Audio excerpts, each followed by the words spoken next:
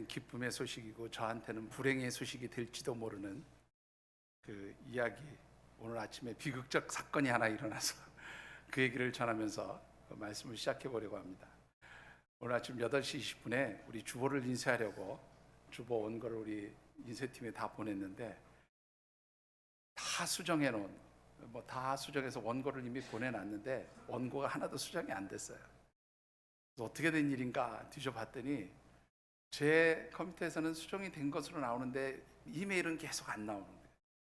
그래서 그 주보 온 거를 다시 수정하고 바꾸고 해서 보내려고, 그래서 다시 수정해서 보냈는데 계속 컴퓨터 버기 났다 그러는데, 버기 나가지고 계속 안 되는 거예요. 그래서 우리 유진 자매하고 임 목사님이 막 USB를 들고 오고 막 그래가지고 어쨌든 간신히 주보 온 거 수정된 거를 살렸어요.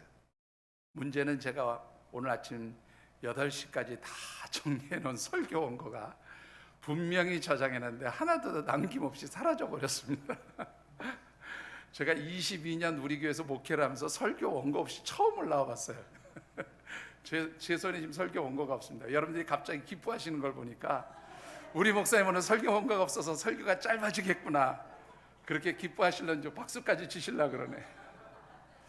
근데 이게 기쁨의 소식이 될런지, 목사님이 설교가 원고 없으니까 중언부언 하다가 더 길어질려는지 비극적인 소식이 될는지 모르겠습니다.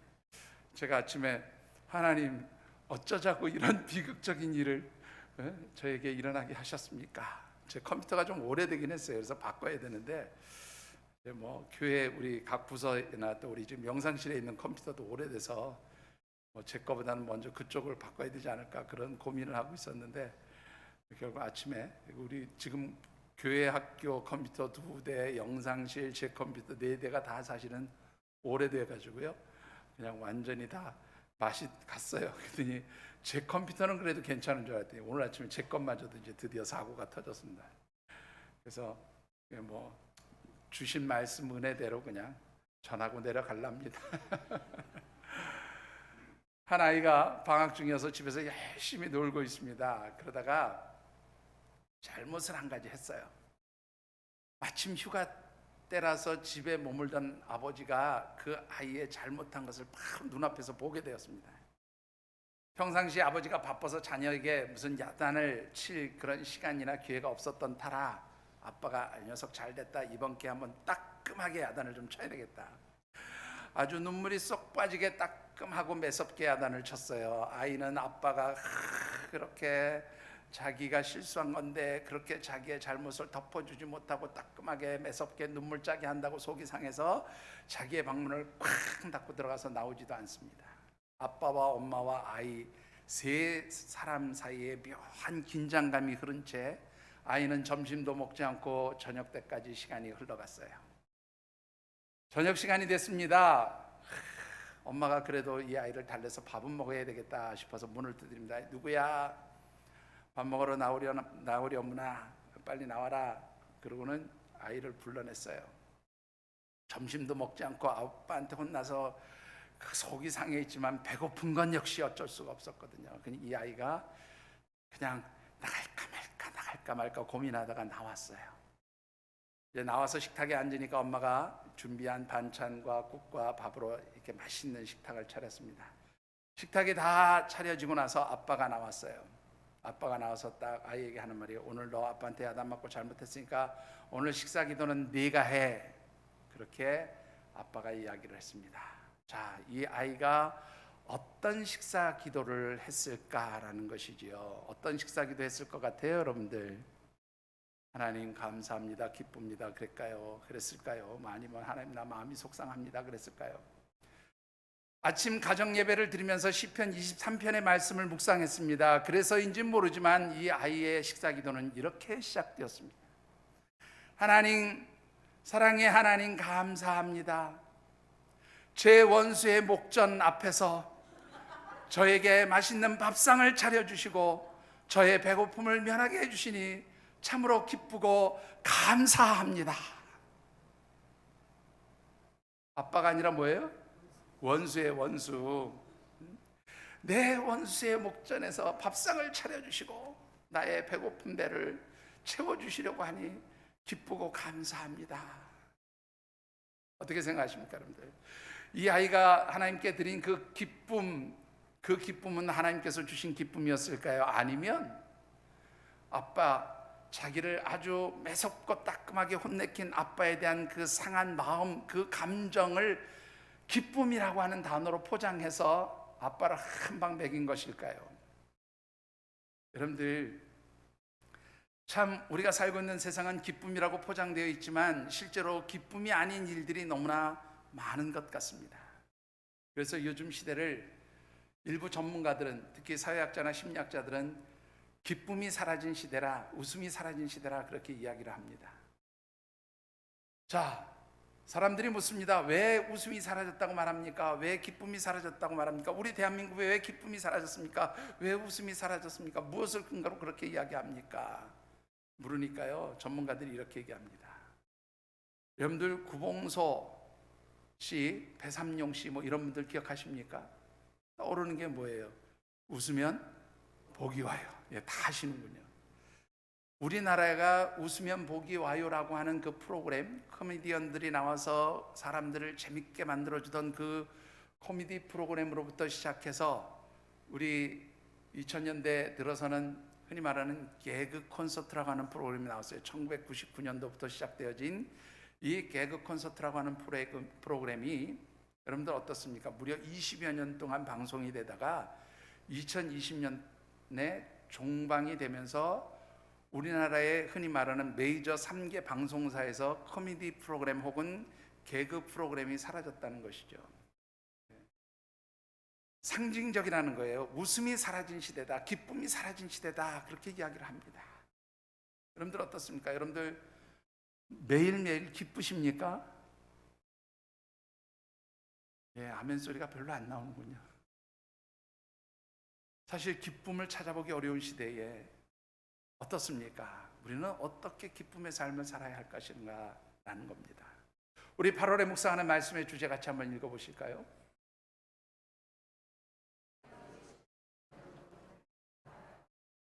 한번 더 읽어보시죠. 하나님께서 주시는 영적 기쁨을 회복하라. 예, 하나님께서 주시는 그 기쁨으로 우리의 삶이 기뻐하는 삶, 정말로 하나님이 원하시는 그러한 기쁨의 삶을 살기를 바라면서 데살로니가전서 5장 16절의 말씀처럼 항상 기뻐하라, 18절의 말씀에는 이것이 너희를 향하신 그리스도 예수 안에서 너희를 향하신 하나님의 선하신 뜻이다 라고 말씀하셨는데, 그 하나님의 선하신 뜻대로 우리가 예수님 안에서 기쁨의 삶을 살아가기 위해서는 어떻게 해야 될까? 어떻게 살아야 기쁨의 삶을 살아갈 수 있을까? 어떻게 살아야 하나님 주시는 그 기쁨을 누리며 살 수 있을까? 그런 관점에서 우리 말씀을 묵상하고 있습니다.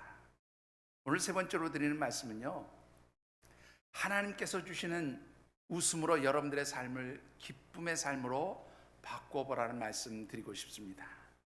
오늘 우리에게 주신 하나님의 말씀은 우리가 너무나 잘 아는 아브라함과 사라에게 하나님 언약해 주신 자녀 이삭이 출산되어지는, 태어나는 그런 순간을 기록한 말씀입니다. 이 말씀 가운데는 정말로 어떻게 하나님 주시는 기쁨을 누릴 수 있는지, 또 그 기쁨이 우리에게 얼마나 풍성한 정말로 신비한 은혜를 주시는 기쁨인지를 아주 잘 보여주고 있습니다. 특별히 주신 말씀을 묵상하는 가운데 사랑하는 우리 모든 하늘샘 가족들이 비록 웃음을 잃어버린 시대, 기쁨이 사라진 시대를 살고 있지만 하나님 주시는 기쁨으로 하늘에 신령한 그러한 기쁨 속에서 살아가는 진정한 하나님 백성, 하나님의 자녀들이 되어지시기를 주의 이름으로 축원합니다. 자, 오늘 주신 말씀을 통해서 먼저 묵상해 보고 싶은 것은 하나님의 백성, 하나님의 자녀된 우리가 왜 세상에 살면서 기쁨을 잃고 근심하며 살아가게 되는가라는 거예요. 결론부터 말씀을 드리면 우리에게 좋은 것을 주시는 그 선하신 하나님, 그 하나님을 절대적으로 신뢰하지 못하고 하나님 주신 언약의 말씀에 대한 불신앙을 가지게 될 때에 우리의 삶에서는 기쁨이 사라지고 근심이 찾아오게 된다는 말씀 드리고 싶습니다. 여러분들 오늘 주신 말씀 가운데 먼저 7절의 말씀을 같이 한번 받들어 읽어보시죠. 제가 원고가 없으니까 오히려 편한 것 같으네요. 저는 편하네요. 자, 7절의 말씀 같이 받들어 읽어보십시다. 시작. 또 이르되 사라가 자식들을 젖먹이겠다고 누가 아브라함에게 말하였으리요마는 아브라함의 노경에 내가 아들을 낳았도다 하니라. 예, 여러분들이 잘 아신 대로 아브라함이 100세 때 사라가 90세 때 하나님이 주신 언약의 자녀 이삭의 출산을 맞이하면서 이 사라와 아브라함이 하나님께 올려드리는 기쁨의 고백, 감사의 고백이라고 할 수 있어요. 근데 이 기쁨의 고백, 감사의 고백을 사실 원문에서 보면 조금 의미, 뉘앙스가 조금 다른데요. 어떤 뉘앙스는 이런 얘기입니다. 누구도 믿지 않았거든. 무엇을요? 나이 많은 사라가 이렇게 아이를 출산해서 그 아이에게 젖을 먹이게 될 것이라는 것은 누구도 믿지 않았거든. 하나님께서 내 남편 아브라함의 노년에 자녀를 주셔서 내가 그 아이에게 늙은 나 사라가 젖을 먹이고 있습니다. 그런 의미의 말씀이에요. 우리말로 번역하면 그런 뜻입니다. 누구도 믿지 않았지만 하나님이 이런 언약의 말씀을 이루어 주셨습니다 라고 고백하고 있는 거죠.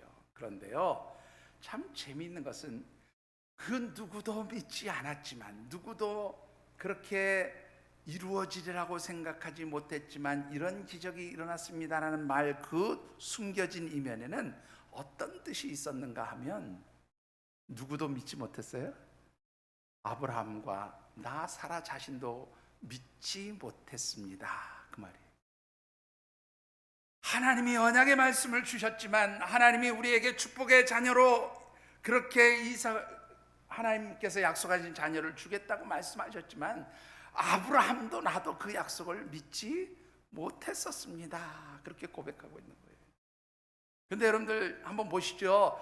하나님 주신 언약의 말씀을 믿지 못했을 때에 이 아브라함과 사라에게 어떤 문제가 생겼어요? 여러분들 오늘 참고 말씀 중에 11절 말씀을 한번 같이 읽어보시죠. 9절에서 11절입니다. 사라가 본즉 아브라함의 아들 애굽 여인 하갈의 아들이 이삭이 놀리는지라. 그가 아브라함에게 이르되 이 여종과 그 아들을 내쫓으라. 이 종의 아들은 내 아들 이삭과 함께 기업을 얻지 못하리라 하므로 아브라함이 그의 아들로 말미암아 그 일이 매우 근심이 되었더니. 자, 여러분들 이 말씀을 보면 어느 날 사라가 완전히 분노하게 만드는 일이 생겼어요. 이게 뭐냐면, 자신의 몸종인 하갈에서 낳은 아들 이스마엘이 이제 태어난 지 얼마 안 된 어린 이삭을 데리고 놀리면서 장난을 치는 걸 보게 된 겁니다. 화가 났어요. 저 큰 녀석이 내 아들 이삭을 저렇게 놀리고 장난치고 있단 말이야. 남편 아브라함에게 화풀이를 해댑니다.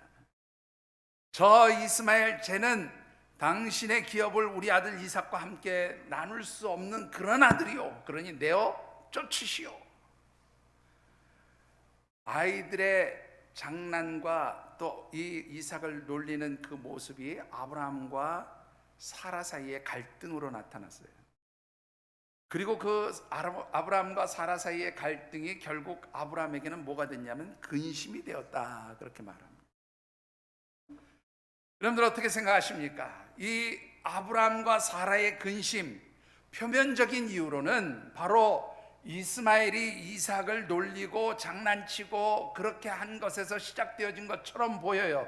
그런데 실상 그 근심을 가져오게 된 가장 뿌리에 담겨져 있는 문제는 뭐였습니까? 여러분들 창세기 16장 1절과 2절의 말씀을 보시지요. 아브라함의 아내 사레는 출산하지 못하였고 그에게 한 여종이 있으니 애굽 사람이요 이름은 하갈이라.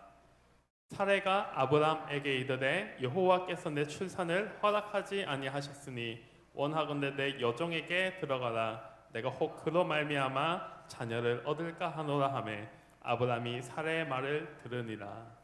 자, 여러분들 이 16장 2절 말씀에 보면 사라가 뭐라고 얘기합니까? 다시 한번 보여주시죠. 여기 보니까 여호와께서 내 출산을 허락하지 않으셨다. 성경 어디에 봐도 하나님께서 사라에게서 아이가 태어나지 못할 것이다 라고 말한 곳이 있을까요? 여러분들 단 한 곳도 없어요. 있으면 찾아오세요. 원하는 거 제가 다 들어드릴게요.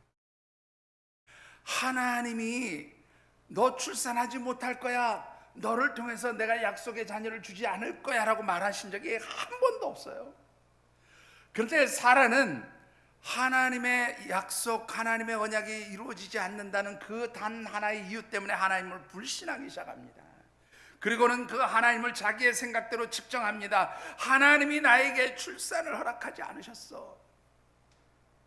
하나님께 대한 불신앙, 하나님의 언약에 대한 불신앙으로 그렇게 사로잡히게 되니까 이 사라에겐 어떤 생각이 들어와요? 인간적인 생각이 들어오기 시작했습니다. 그래서 어떻게 하면 하나님의 약속을 내가 이루어 볼 수 있을까? 인간적인 방법을 찾기 시작합니다. 인간적인 생각으로 인간적인 방법을 찾은 것이 뭐냐면 바로 자기의 몸종 하갈을 통해서 자녀를 얻자라는 것이 하갈의 계획이었어요. 여러분들, 이 하갈의 몸에서 자녀를 얻겠다는 사라의 계획은 아주 그럴듯해 보입니다. 왜냐하면 당시의 법대로 하면 그 몸종에게서 낳은 자녀도 누구에게 속한 자녀예요? 여주인에게 속한 자녀예요. 그러니까 하갈이 낳았지만 하갈의 자녀가 아니라 누구의 자녀가 되는 거예요? 사라의 자녀가 되는 거예요. 그러니까 사라가 생각할 때는 하갈을 통해서 아이를 얻어도 그건 내 아이나 마찬가지고, 그렇게 하면 하나님의 언약이 이루어지는 거 아니야, 그렇게 생각을 하고 남편 아브라함에게 제안을 합니다. 참 재미있는 것은 이 남편도 똑같아요. 세상에 아내 말 듣고 좀 속된 편으로 버티고 개기는 남자 아무도 없어요. 여러분들 아십니까? 아담도 하와의 말을 듣고 선악을 알게 하는 나무의 열매를 먹었거든요. 이 아브라함도 예외가 아니었어요. 아내 사라의 말을 듣고 덕금 하갈을 취해서 아이를 얻었습니다. 그 아이가 바로 이스마엘이었어요. 표면적으로 보면 이스마엘과 이삭의 갈등처럼 보이지만 사실은 그 배경 깊은 뿌리 속에는 아브라함과 사라의 하나님께 대한 불신앙, 인간적인 생각, 인간적인 방법으로 인해서 찾아온 그런 근심이었고, 그래서 기쁨을 잃게 만드는 사건이 되었다라는 것입니다. 여러분들 어떻게 생각하십니까? 여러분들 왜 우리의 삶에서 기쁨이 사라진다고 생각하세요? 우리가 하나님 주신 언약을 믿지 못하고 하나님 말씀대로 살지 못하고 하나님의 언약이 정말로 믿어지지 않을 때, 하나님 말씀이 믿어지지 않을 때 우리의 삶에서 뭐가 사라져요? 기쁨이 사라져요. 근심이 찾아오게 되어진다는 겁니다. 여러분들, 이 하나님이 주시는 기쁨이 사라지고 근심이 찾아올 때에 그 근심은 우리에게 어떤 특징을 가지고 나타나게 되어지느냐라는 것이죠. 우리 창세기 21장 11절의 말씀을 다시 돌아가서 보시면 아브라함이 그 이스마엘과 이삭의 상황을 보면서 근심하였다 그런데요, 이게 그냥 우리말로는 근심했다 그러는데 이 근심이라는 히브리어 단어 제가 지금 생각이 안 나요. 원고가 없어서 컨닝도 못해요. 이 근심이라는 단어의 어원을 두 가지로 봐요. 하나는 뭐냐면 이 단어 중에 하나가 나쁘다, 악하다, 또 뭐 재앙과 같다, 이런 뜻을 가진 단어에서 나왔다라는 것으로 주장하는 학자가 있고요. 또 한 주장은 말 그대로 이 근심이라는 단어는 근심하다, 또 혹은 두려워하다, 떨다, 뭐 그런 단어에서 나온 그런 어원을 가지고 있는 단어다, 그렇게 이야기를 합니다. 어떤 것으로 적용을 해도 사실 이 본문에서는 다 같은 의미가 되어져요. 그리고 우리 성경에는 번역되지 않은 두 개의 단어가 있어요. 히브리어 원문에는 있는데 번역되지 않은 두 개의 단어, 역시 제가 히브리어는 생각이 안 나요. 히브리어가 너무 어려워서. 하나는 뭐냐면 우리말로 번역하면 매우, 대단히 이런 뜻을 가진 단어가 하나 있는데 그 단어를 번역해 놓지 않았어요. 그리고 또 하나는 뭐냐면 아브라함의 눈앞에서, 그의 면전에서 혹은 그의 앞에서라고 해석할 수 있는 단어가 해석되지 않았어요.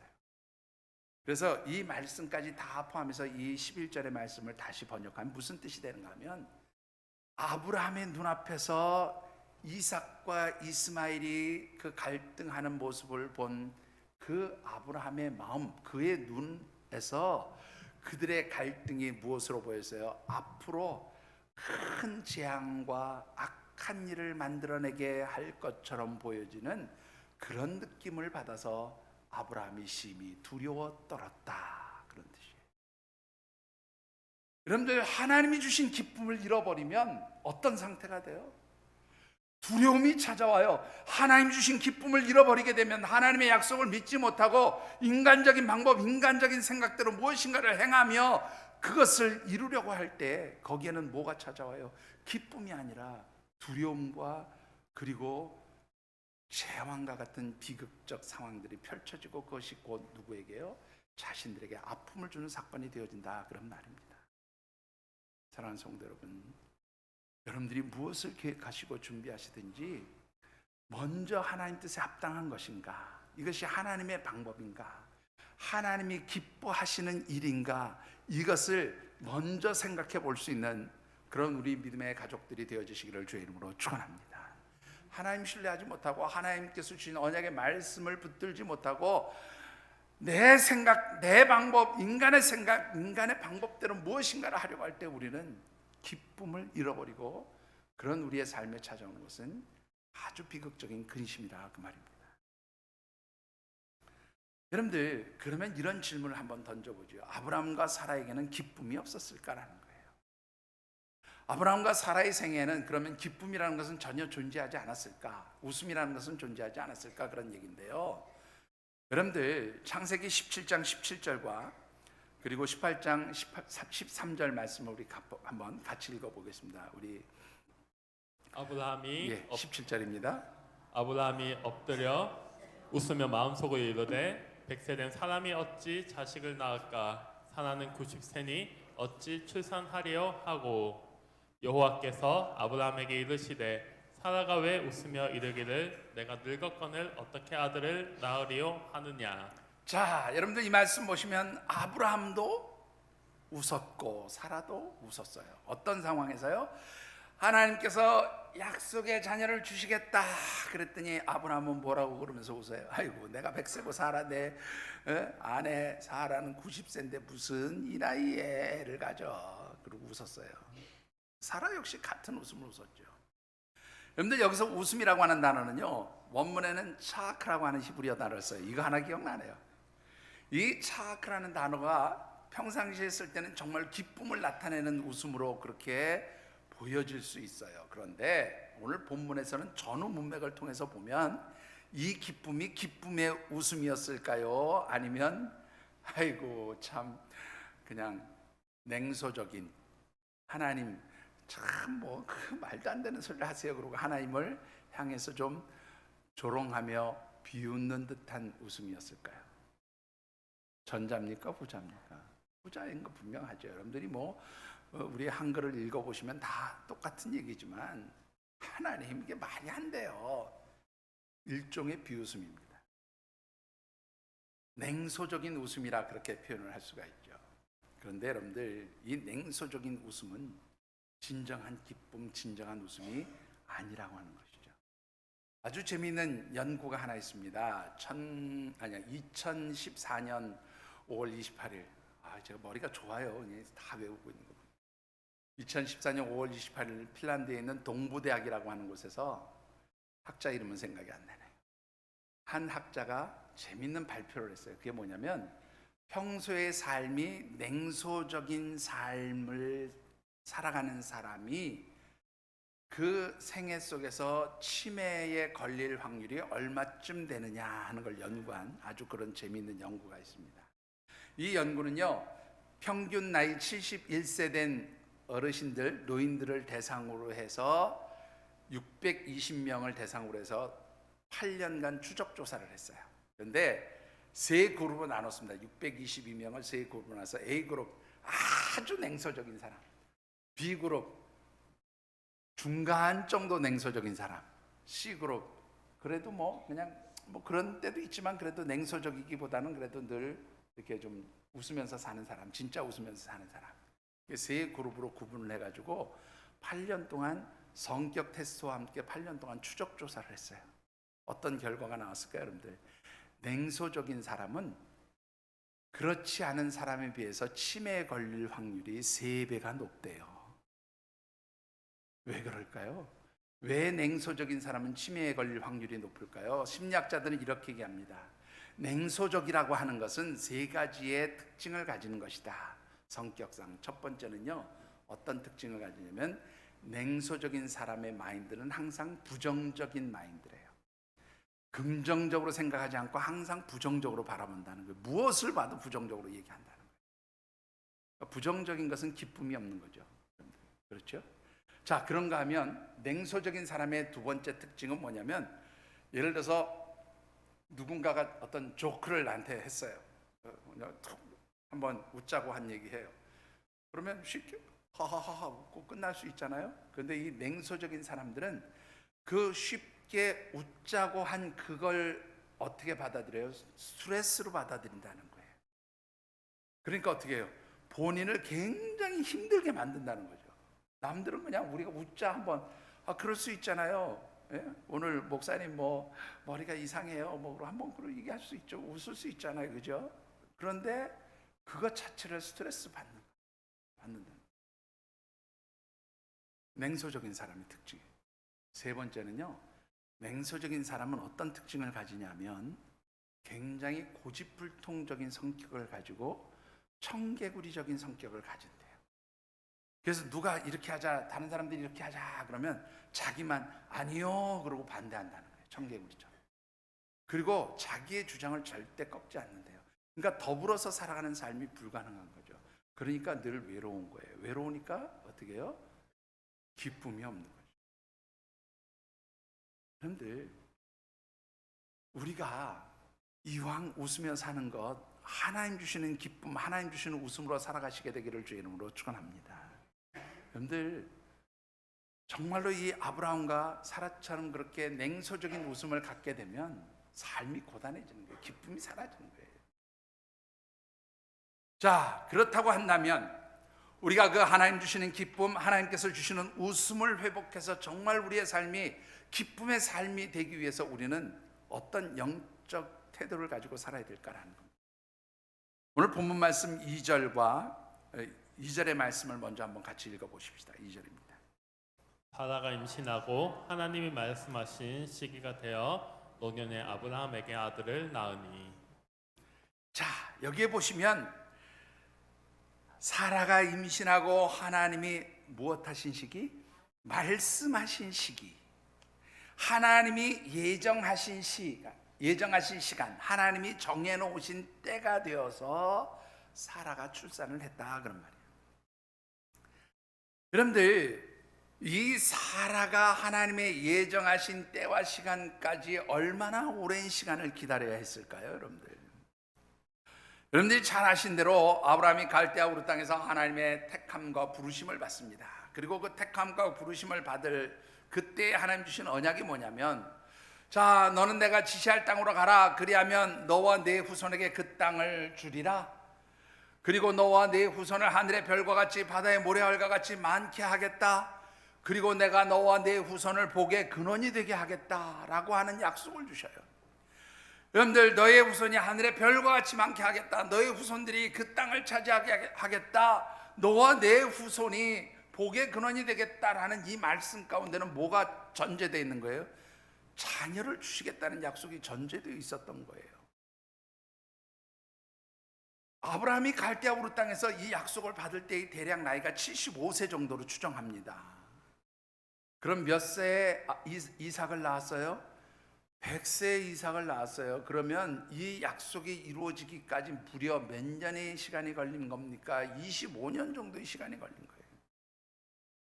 여러분들, 하나님의 시간과 우리의 시간은 너무나 달라요. 제가 이 새벽 예배 시간에도 이런 말씀을 드렸는데요. 여러분들, 하나님의 시간은요, 우리가 생각하는 시간하고 달라요. 그래서 성경은 하나님의 시간을 뭐라고 표현해요? 하루가 1000년 같고 1000년이 하루 같은 거예요. 여러분들, 1000년 동안 기다리세요. 여러분들 다 뭐라 그래? 내가 차라리 안 기다리고 죽지 그냥. 아마 그렇게 말씀하지 않겠어요? 우리가 볼 때는 불가능한 시간이에요. 그런데 하나님께는 그것이 마치 우리의 뭐와도 같을 수 있어요. 하루와도 같은 시간이 될 수 있다 그래요. 오늘 본문에서 말하는 이 하나님이 말씀하신 시기라는 것은 바로 그 하나님이 정해놓으신 시간이에요. 그 하나님이 정해놓으신 시간은 우리가 짐작할 수 있는 시간, 우리가 예측할 수 있는 시간이 아닙니다. 그래서 이 시간에 대한 개념을 우리가 신약에서 사용하고 있는 용어 헬라어로 표현을 하면 이 하나님이 정해놓은 시간은 어떤 시간이냐면 카이로스의 시간이에요. 하나님이 정해놓은 시간이에요. 우리는 항상 무슨 시간에 의해서 흘러가요? 크로노스에서 흘러가요. 몇 년, 몇 월, 며칠까지 하나님 주세요. 이거는 우리의 시간인 거예요. 하나님은 그 시간과 때가 언제 될지 우리가 아무도 알지 못해요. 그래서 우리에게 필요한 것이 무엇입니까? 그 하나님의 정해진 시기가 이루어지기까지 우리에게 요구되는 것이 야고보서 1장 4절의 말씀에 있어요. 같이 읽어보십시다. 인내를 온전히 이루라. 이는 너희로 온전하고 구비하여 조금 더 부족함이 없게 하려 함이라. 자, 인내로 어떻게 해요? 기다리라는 거예요. 인내하고 기다리라. 그러면 이루어질 것이다. 어떻게 이루어져요? 온전하다는 말은요, 퍼펙트하다, 완벽하게 주신다 그런 말이에요. 구비하다라는 말은 무슨 뜻인가 하면 여기에는 흠결이 없는, 결점이 없는 그 모든 전체를 의미합니다. 그러니까 하나님께서는 인내하고 기다리면서 하나님의 시간, 하나님의 때를 기다리는 사람에게는 어떻게 해요? 흠결이 없는 전체를 완벽하게 주신다 그런 말이에요. 여러분들 하나님 주시는 기쁨을 누리기 원하십니까? 하나님 주시는 은혜를 누리기 원하십니까? 그렇다면 여러분들 인내할 수 있게 되기를 주의 이름으로 축원합니다. 기다릴 줄 알아야 돼요. 근데 우리 너무 조급해요. 내 시간 안에서, 내 생각 안에서, 내 방법 안에서 하나님의 시간을 자꾸 측정하고 내 시간에 따라서 하나님의 시간을 예측하려고 해요. 그러니까 기쁨이 사라지는 것이죠. 하나님, 내 생각 없습니다. 내 시간 없습니다. 그래서 하나님 뜻대로 하나님의 때와 시간을 기다리겠습니다. 그때 하나님의 역사가 일어나는 거예요. 그때 하나님 주시는 은혜가 일어나는 것이 줄을 믿으시기 바랍니다. 자, 그러면 오늘 저와 여러분들이 나는 그러면 하나님 주신 기쁨을 누리며 살아가는 사람일까? 어떻게 알 수 있을까요? 여러분들 하나님 주신 기쁨을 누리며 살아가는 사람입니까? 하나님 주시는 기쁨으로 살아가는 사람이라고 자신하십니까? 하나님이 주시는 기쁨으로 살아가는 사람들이 누리는 기쁨에는 세 가지의 특징이 있어요. 자, 첫 번째 특징은 뭘까요, 여러분들? 우리 창세기 21장 1절 말씀을 같이 한번 받들어 읽어보겠습니다. 여호와께서 말씀하신 대로 사라를 돌보셨고 여호와께서 말씀하신 대로 사라에게 행하셨으므로. 자, 여기서 굉장히 중요한 말씀이 나오죠. 뭐라고 말씀합니까? 여호와께서 말씀하신 대로, 여호와께서 말씀하신 대로. 이 말은요, 하나님이 말씀하셨다라는 이 말은 하나님이 약속하신 대로, 하나님이 언약하신 그 말씀대로 이루어지는 기쁨이다라고 그렇게 말씀하고 있는 거예요. 여러분들, 하나님이 주시는 기쁨은 말 그대로 하나님 약속하신 기쁨을 주시는 거예요. 여러분들, 사라가 창세기 18장에서 내가 내년에 이맘때 다시 너에게 올 때 너에게 아이가 있으리라. 그러니까 뭐래요? 아이고, 하나님 그럴 일이 있겠어요? 그러고 하나님 앞에 픽픽거리면서 하나님께 냉소적인 태도를 보이죠. 그렇죠? 그런데 어떻게 실제로 그 하나님께서 1년 뒤에 그 기쁨을 허락해 주시는 거예요. 여러분들, 이 하나님 주신 기쁨은요, 순간적으로 그치는 것이 아니라 영원한 기쁨이 됩니다. 여러분들, 나중에 다시 우리 그 큰 3번의 그 축복과 관련되어지는 말씀이지만 미리 말씀을 드리는데요, 이 이삭이 하나님의 언약으로서 주신 기쁨이 되었잖아요. 그래서 웃음의 자식, 웃음의 자녀가 되었잖아요. 기쁨의 자녀가 되었는데요, 이 하나님이 주신 기쁨의 자녀 이삭은 무엇을 이루는 상징이었어요? 하나님 주신 모든 축복의 언약을 이루는 상징이에요. 하나님이 갈대아 우르 땅에서 아브라함을 부르실 때에 그 부르심에 대한 모든 그 약속, 그 부르심에 대한 조건들이 완벽하게 이루어질 것을 상징적으로 보여준 아들이 바로 이삭입니다. 그러니까 이 이삭은요, 하나님께서 아브라함과 그의 후손들에게 주실 영원한 축복의 언약이 이루어지는 것을 보여주는 기쁨의 상징이다, 그 말이에요. 그러므로 이 이삭의 탄생은 결국 뭐예요? 하나님이 언약하신 것을 이루시는 기쁨이에요.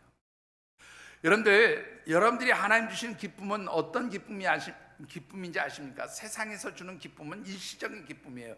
그런데 하나님이 주시는 기쁨, 하나님 말씀을 통해서 하나님 언약하신 말씀대로 이루어 주시는 기쁨은 사라지지 않는 기쁨입니다. 여러분들, 세상의 기쁨 어떤 특징을 가지고 있습니까? 여러분들, 하루를 기쁘고 행복하게 살려면 어디를 가라고 그래요? 모르세요? 하루를 기쁘고 행복하게 살려면 어디를 가요? 미용실 가래요. 예, 머리 촥 예쁘게 하고 화장하고 촥 나면 기쁘죠. 예? 내가 예쁜 미스코리아까지는 아닐지라도 뭐 예쁜 여자가 된 거. 근데 그 기쁨은 어떻게 돼요? 하룻밤 자고 나면 머리는 떡져 있고 화장은 다 지워지고 그런 거예요. 일주일이 즐거우려면 뭐를 하라고요? 자동차를 사랍니다. 자동차 새 차 받으면 여러분 일주일은 기뻐요. 근데 어떻습니까? 일주일 지나보면 그 다음부터 뭐가 보이기 시작해요. 이보다 더 좋은 차 타고 다니는 사람들이 있는데, 그러다가 누가 한번 지나가다가 쓱 긁어놓으면 그 다음부터는 에이 뭐 어차피 뭐 타다 보면 다 망가지는 차. 그리고 기쁨이 사라집니다. 한 달을 기쁘게 살려면 뭐 하라고 합니까? 예, 집을 사래요. 새 집 사면 여러분들 어떻습니까? 한 달은 기뻐요. 근데 한 달 지나고 나면 나보다 더 큰 평수에 사는 사람들이 보이기 시작하고요. 나는 왜 저렇게 큰 평수에서 못 살까? 기쁨이 사라집니다. 여러분들은 어떻게 생각하세요? 세상이 주는 기쁨이란 게 다 그래요. 순간적입니다. 일시적이에요. 그러나 하나님께서 주시는 언약의 성취로서 이루어주시는 기쁨은 절대로 쉽게 사라지는 기쁨이에요. 영원한 기쁨이에요. 여러분들에게 이러한 언약의 성취로 이루어지는, 말씀이 이루어지는 그러한 영원한 기쁨이 넘치게 되기를 주의 이름으로 축원합니다.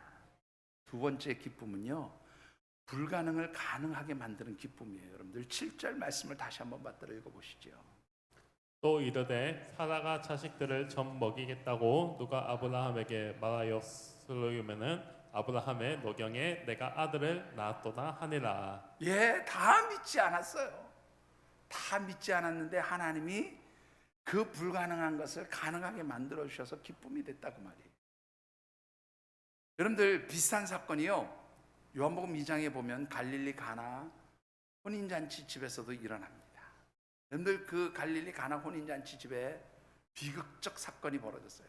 포도주가 떨어졌습니다. 여러분들, 이 포도주가 떨어졌다는 게 뭐 그럴 수도 있지, 나가서 포도주 사오면 되지 않겠어라고 쉽게 생각할 수 있지만, 여러분들, 이스라엘 백성들에게 있어서 이 포도주는 1년 동안 준비해야 될 음료예요.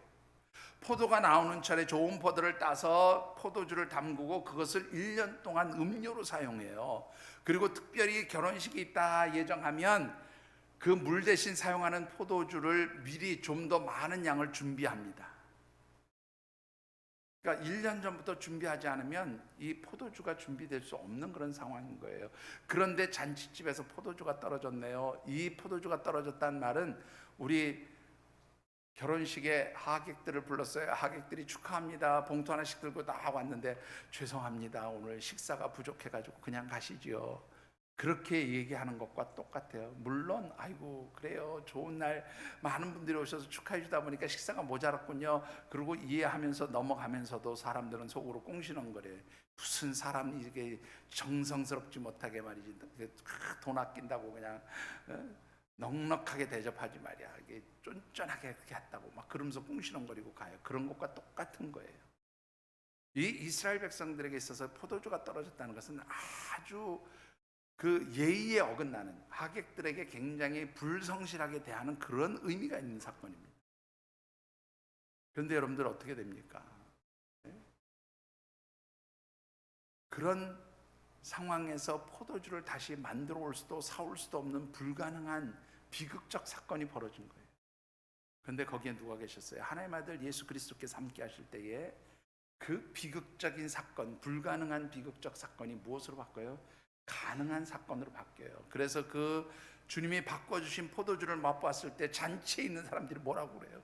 야, 다른 집에 가면 좋은 것을 먼저 내오고 취한 뒤에 나쁜 것을 내오는데 이 집은 어떻게 더 좋은 포도주를 나중에 내놓냐? 기뻐합니다. 행복해합니다. 즐거워합니다. 이게 바로 하나님 주신 기적이에요. 이게 주신 하나님 주신 기쁨이에요. 하나님이 주시는 기쁨은 불가능한 것을 어떻게 하는 거예요? 가능하게 만드는 기쁨이에요. 마지막 세 번째 하나님 주시는 기쁨, 어떤 기쁨일까요? 6절 말씀을 같이 받들어 보겠습니다.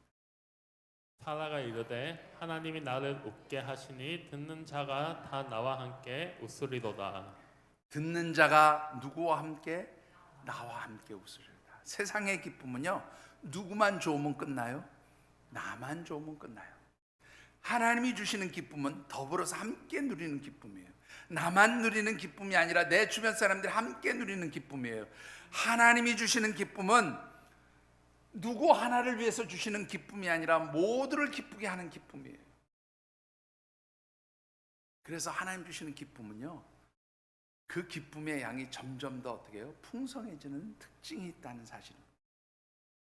오늘 사라가 뭐라고 얘기합니까? 이 아들 이삭을 주신 것이 나만의 기쁨이 아니라 듣는 모든 사람이 어떻게 해요? 기뻐하는 일입니다 라고 이야기해요. 여러분들 나오미를 기억하십니까? 나오미가 가뭄을 만나서요, 고향을 떠나죠. 거기서 아들 잃고 남편 잃고 며느리, 큰 며느리 집으로 돌아가고 룸만 데리고 귀향을 합니다. 사람들이 어이구 나오미가 왔네 그랬더니 나를 나오미라고 부르지 말고 뭐라고 불러요? 마라라고 불러다오. 그런 나오미에게 하나님께서 무엇을 주세요? 보아스와 룻을 통해서 자녀를 주셨을 때 그게 자신에게뿐만 아니라 그 주변 사람에게 큰 기쁨이 되었음을 고백합니다. 여러분들, 하나님 주시는 기쁨은요, 나 혼자 누리는 기쁨이 아니라 더불어 누리는 기쁨이에요. 여러분들에게 즐거운 일이 있습니까? 그것이 나만을 위한 즐거움인지 나만을 위한 기쁨인지 아니면 이웃을 함께 행복하게 만들어주는 기쁨인지 한번 살펴보시게 되기를 바랍니다. 여러분의 기쁨이 우리 주변에 있는 모든 이웃들의 기쁨, 우리 공동체 안의 지체들의 기쁨이 되어지시기를 주님의 이름으로 축원합니다. 우리가 이런 하나님께서 주시는 기쁨을 누리며 살아갈 때에 하나님 어떤 축복을 주실까요, 여러분들? 21장 3절의 말씀을 같이 받들어 읽어보겠습니다. 아브라함이 그에게 태어난 아들 곧 사라가 자기에게 낳은 아들을 이름하여 이삭이라 하였고. 자, 조금 전에 이미 말씀드렸으니까 생략하고 넘어가십니다. 이 이삭은 하나님 주신 영원한 축복의 상징. 이삭의 탄생이 결국 하나님께서 아브라함과 그의 후손들에게 주시는 영원한 언약의 성취로서의 상징이 바로 이삭의 탄생이에요. 하나님 주시는 기쁨을 누리는 사람에게는 하나님 주시는 언약, 그 하나님 주신 축복의 약속이 완성되어지는 기쁨이 있는 줄 믿으시기 바랍니다. 두 번째로는요, 사람의 기쁨, 사람의 비아냥거림을 하나님은 하늘의 기쁨으로 바꿔주시죠. 여러분들, 우리 6절 말씀을 다시 한번 받들어 읽어보겠습니다. 사라가 이르되 하나님이 나를 웃게 하시니 듣는 자가 다 나와 함께 웃으리로다. 아멘. 여러분들, 사라의 웃음, 아들 이름을 웃음이라고 짓고 이삭 웃음이라고 짓고 그 기쁨을 누릴 때 이 사라의 웃음은 창세기 18장 혹은 17장 아브라함이 보여줬던, 사라가 보여줬던 그 비아냥거리는 냉소적인 웃음이 아니라 진정한 기쁨이었어요. 여러분들, 하나님을 바라보고 의지하는 사람들에게는, 하나님 주시는 기쁨을 사모하는 사람들에게는 정말로 하나님 주신 하늘의 신령한 기쁨, 하늘의 참된 기쁨이 우리의 삶을 정말로 풍성케 하시는 줄 믿습니다. 말씀을 맺습니다. 정말로 빨리 끝날 것 같으네요. 5분 정도. 자, 1988년 UCLA 그 대학이죠. 캘리포니아 주립대학이라고 우리가 보통 얘기하는 UCLA 대학에서 이차크 프리트 박사라고 하는 분이 아주 재미있는 걸 하나 발견했다고 그래요. 그게 뭐냐면 우리 사람에게는 웃음보가 있대요. 자, 한번 보여주실까요? 사진 한번 보시죠. 여러분들, 지금 사람의 두뇌 사진인데요. 저기에 보면 사상하부라고 되어 있는 게 보입니까? 사상하부라는 글자 보이세요? 예, 거기 이렇게 점 하나 있고 이렇게 위에 두 개 있고 밑에 이렇게 두 개 있는데 그 중간쯤에 놓인 것처럼 보이는 점이지요. 그 점의 중심부에 뭐가 있냐면 웃음보가 있대요. 크기는 약 4제곱센치 정도의 크기의 웃음보가 있는데 동물들도 웃기는 한데요. 자기들끼리 뭐 침팬지나 뭐 이런 좀 영장류에 속한 동물들이 자기들끼리 막 즐거워하고 웃기도 하는데요. 재미있는 것은 뭐냐면 이 웃음보는 존재하지 않는데요. 이거는 누구에게만 존재해요? 사람에게만 존재하는데 저 웃음보를 막 자극하면요, 이게 웃어야 되지 않을 상황에서도 웃을 수 있대요. 그러니까 하나님이 그 웃을 수 있는 기관을 우리에게 하나 만들어 놓으셨다는 거예요. 더 재미있는 것은요, 여러분들 우리의 얼굴 근육이 몇 개 정도 되는지 아십니까? 우리 전체 근육의 숫자가 뭐 650개인가 뭐 그렇게 된다고 제가 지난번에 말씀드렸죠. 근데 그 중에서 얼굴에 해당하는 근육이 약 한 80여 개 정도 된다고 그래요. 근데 이 80여 개의 근육을 움직여서 나타낼 수 있는 표정의 숫자가 7,000개 정도 된대요. 어떤 표정을 지으면 7,000개가 나올지 잘 상상은 안 가는데 어쨌든 7,000개의 표정을 만들어낼 수 있대요. 그런데 이 7,000개의 표정 중에서 그 80개의 근육을 움직여서 7,000개의 표정을 만들 수 있는데 그 중에서 가장 최소의 근육을 움직여서 나타낼 수 있는 표정이 뭔지 아십니까, 여러분들? 웃는 얼굴이에요. 웃는 얼굴은 학자들마다 조금 얘기가 다른데 하여튼 뭐 최소 13개라고 하는 학자도 있고 그냥 일반적으로는 15개 정도의 근육이 움직이면 웃는 얼굴을 보여줄 수 있는데 이것은 사람들에게 가장 큰 호감을 주는 얼굴이래요. 그런데 여러분들 사람들이 제일 싫어하는 얼굴은 어떤 얼굴일까요? 그러면 화난 얼굴이죠. 분노하는 얼굴. 그런 얼굴인데 이 화내고 분노하는 얼굴을 만들어낸 그런 표정을 만들어내기 위해서는 우리 얼굴 근육 80여 개 중에서 몇 개를 써야 되냐면 65개를 써야 된대요. 가장 많은 근육을 써야 화난 얼굴이 나온다는 거예요. 그러니까 하나님께서 뭐라고 말씀하시는 거예요? 니네들 화내지 말고 뭐하고 살아라? 웃고 살아라. 그래서 쉽게 웃을 수 있는 그런 구조로 우리를 만들어 놓으셨다는 거죠. 하나님 그리고 그렇게 살려고 하는 사람에게 기쁨을 주시는 줄 믿습니다. 하나님 주시는 웃음으로 여러분들의 삶이 기쁨의 삶이 되어지시기를 주님의 이름으로 축원합니다. 기도하겠습니다. 우리 주시는 언약의 말씀 붙들고 각자 결단하며 기도하는 시간 가지십시다. 하나님, 오늘 주신 말씀 묵상합니다. 하나님, 저희들이 세상에 헛된 것으로 기뻐하는 삶은 아니었는지요. 참으로 하나님 주신 기쁨의 삶이 되어지기를 원합니다. 언약하신 말씀이 이루어지는 기쁨이 되게 하시고 우리가 볼 때에 불가능한 것들이 하나님의 능력 안에서 가능해지는 것으로 만들어지는 그러한 기쁨이 되게 하시고 우리의 기쁨이 나만을 위한 것이 아니라 우리 모두에게 주시는 기쁨이 될 수 있도록 하나님 저희들에게 하나님의 기쁨, 하나님의 웃음을 허락하여 주시옵소서. 그래야 해서 우리 공동체가 우리의 주변이 내 삶의 자리가 나로 인하여서 기쁨의 삶이 웃음의 자리가 될 수 있도록 하나님 저희들을 기쁨의 통로로 웃음의 통로로 사용하여 주시옵소서. 각자 느끼고 결단하며 깨닫는 대로 기도하는 시간 같습니다. 사랑의 아버지 하나님, 하나님의 은혜가 주십니다.